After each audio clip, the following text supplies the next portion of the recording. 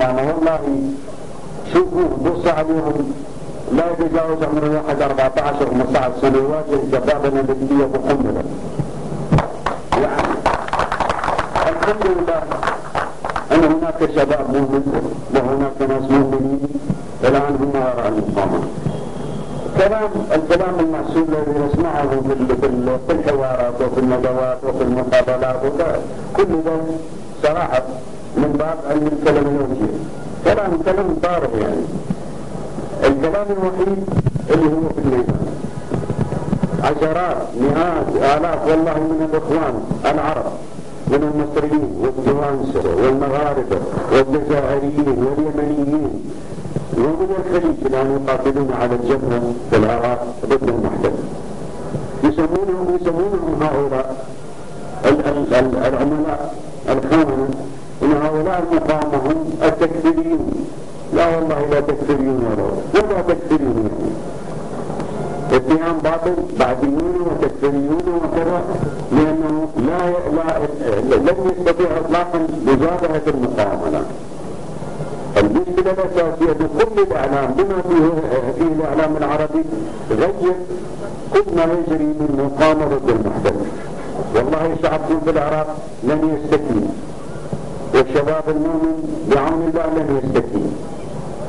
وانظروا الآن أمريكا تدخل ب350,000 مقاتل ومعها عشرات الدبابات مئات الدبابات إذا مو وآلاف الطائرات وأنواع الأسلحة الفتاكة وصلت حتى إلى القنابل الإلكترونية لأول مرة فيها شيء من الضرر.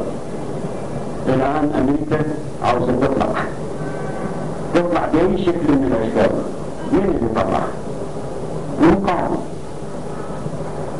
30 دولة جاية جد من أجل احتلال النصر. هم في القرارات اللي ظهرت قبل الحرب قالوا احنا رايحين للعراق من أجل 3 أهداف. الهدف الأول أن نمنح قوة معنوية وانتخابية لبوش طبعا قبل الانتخابات اللي حصلت في بوش. الجزء الثاني هو القضاء على جماعة ابن لابن وجماعة ملا عمر وكذا وكذا. والجزء الثالث والأهم السبب الثالث الذي قامت من أجل الحرب ودعت أمريكا وأعلنته على العالم السيطرة على منابع النصر. وحقيقة احنا مشكلتنا هي مشكلة النصر.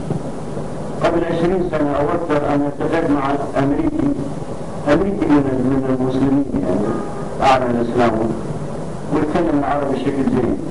قال شوف يا أستاذ النقطة اللي عندكم راح يجرى عليكم نقمة لن يشهد مثلها التاريخ. ولا هذه هي النقطة ونور النقطة. أغنى بلد في العالم في النقطة الآن تذهب الآن يوميا مليونين برميل من النفط يروح سرقة عبر إيران ويباع في الخارج لدول أمريكا وغيرها بأرخص الأثمان. سرقة متناهية، ما فيش دولة، ما فيش قانون، ما فيش جيش، ما فيش أي حاجة. الدعاتي أول ما دخل المحتل عملية راح قعد الجيش على الأرض بطلوا وسرحوا من الخدمة. العراق الآن بدون جيش. الذين يدعون والذين يدعون أنهم جيش هؤلاء مرتزقة تابعين إلى الميليشيات الخاصة والأحزاب الطائفية الشيعية. ليش ما فيش؟ قتلوا مئات من الضباط من المئات. أرحم الطيارين وصل عدد الذين اختارتهم القوات الأمريكية وفرق الموت ووراهم إيران وصلوا إلى 900 طيارة من أحسن الطيارين قتلوه. رغم كل ذلك والله الخير والبركة والمستقبل مبني على أيدي الرجال الشجعان من المقاومين الإسلاميين. تعرفون كم ما شاء الله كان بسيط تعددت الأسماء كلها الحمد لله أسماء إسلامية.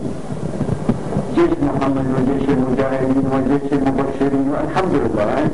مشكلتنا الأساسية أنه احنا ما فيش دولة يعني تجمع المقاومة وتجمع، لأن المقاومة مبعثرة في مناطق مختلفة وكل مجموعة تشتغل لوحدها يعني. وفيه مقاومة فردية، يعني ترى طفل عمره 12 سنة يحمل RPG-7 وهو ينتظر في اللزقة عشان يشوف دبابة ويرميه. والله أنا ما عندي شفته.